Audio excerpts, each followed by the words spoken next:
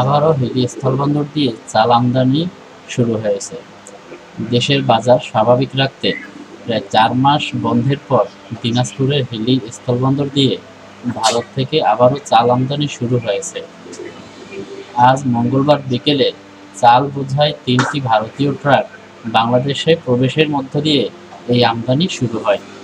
নওগাঁ জেলার মিঠুন কুমার সাহা নামে একজন আমদানিকারক এসব চাল আমদানি করেছে। ভারতীয় ৩টি ট্রাকে ১২৫ মেট্রিক টন চাল আমদানি করা হয়েছে।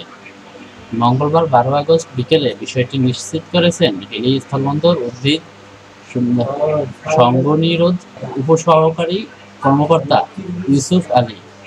তিনি জানান, হিলি স্থলবন্দর দিয়ে ভারত থেকে চাল আমদানির প্রথম পর্যায়ে ২৬,০০০ টন চাল আমদানির অনুমতি ইম্পোর্ট পারমিট পেয়েছে ১৫টি আমদানিকারক প্রতিষ্ঠান। খাদ্য মন্ত্রণালয় থেকে চাল আমদানির বরাদ্দ পাওয়ার পর আমদানিকারকরা আইপি ইম্পোর্ট পারমিটের জন্য আবেদন করেন। আবেদনের প্রেক্ষিতে আজ পর্যন্ত ১৫টি আমদানিকারক প্রতিষ্ঠান ২৬,০০০ মেট্রিক টন চাল আমদানির অনুমতি পেয়েছে।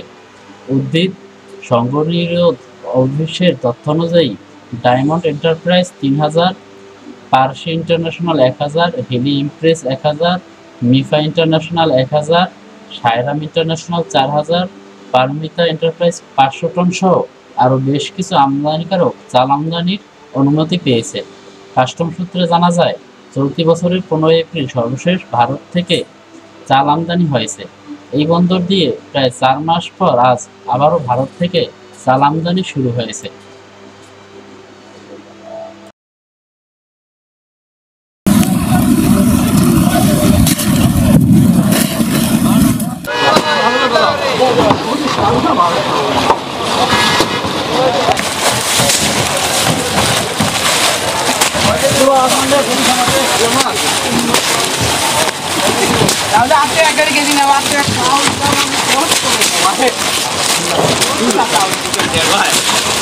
Italy.